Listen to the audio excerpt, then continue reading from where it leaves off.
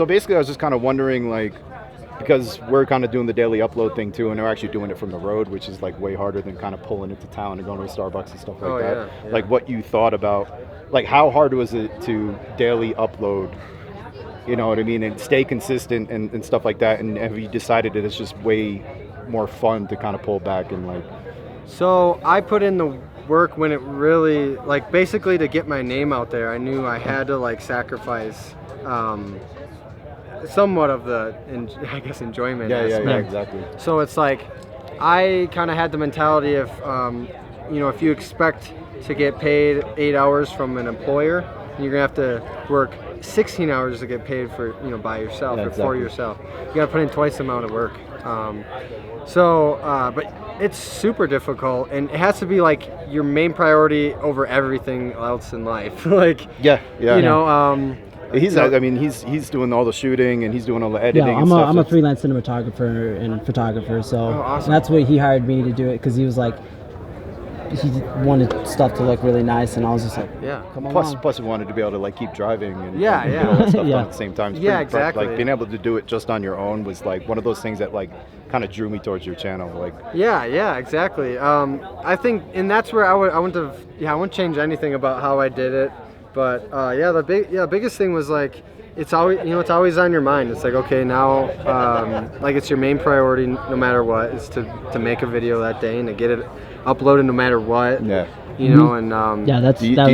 you feel like that's like where the majority of your support and subscribers came from, was just the daily uploads and the whole algorithm of YouTube, or do you feel like it was like, it was consistency, and then it was actually the story too? Yeah. And it was like, it's okay, this isn't an off-road channel, this isn't an auto channel, this is like, it's a vlog, because it's more than just the Jeep. And if people come back for you, they don't come back just because you're Jeep. Yeah, we've said the same thing. So you basically, you kind of mix in a little bit of all of it, adventure, but then you get personal once in a while, or you like actually just give your 2 cents or whatever, Yeah. You kind of earn your credibility too. We've been dealing with like a struggle from the beginning, and I feel like when things go smooth, we get a little bit less interaction, and when things are like a bumpy road and things are messed up, like we get more like, this is awesome, this is entertaining, this is funny, and this is real. You know what I mean? Yeah, exactly. Yeah. I think like the biggest thing, consistency. Playing YouTube's algorithm, you're definitely gonna get way more subscribers. Yeah. From like being in suggested videos and this and that. It doesn't mean you're gonna get audience retention though. Yeah. And keeping them there, and actually, people like being excited about it and watching the entire video. So I mean, you definitely like.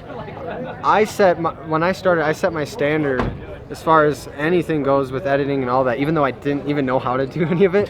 I set my standard off like the highest or top vloggers on YouTube. Like, what are they doing? What's working?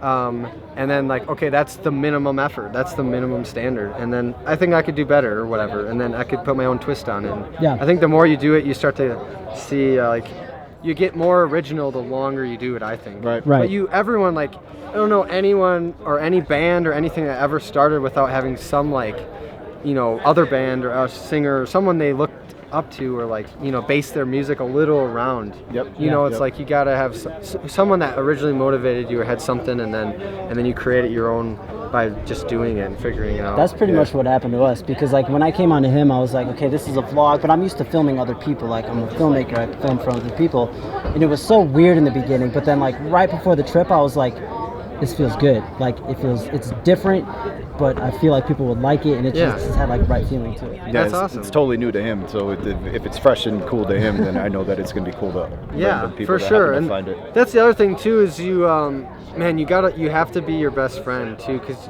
for me, I've always been really hard on myself, and like it keeps you with that high standard, but at the same time it can be it can be unhealthy too or whatever. So it's like you gotta be like, you have to be your best friend. You don't want to be your worst enemy either. And like you have to have that confidence. Like people are gonna like him. No, I don't care. I'm gonna do the best I can. It's tough. It's tough to like start to see yourself over and over and over again, and then be comfortable with like, I wake up in the morning and my hair's all messed up, and then like to jump right on camera and be like, hey, we just woke up, exactly. Be okay with like going back and looking at it. That's cool. That's what people expect, because that is what you look like in the morning, and that makes it more real and more genuine. So exactly. All right, man. Really appreciate Yeah, you taking for time to sure. talk to us, and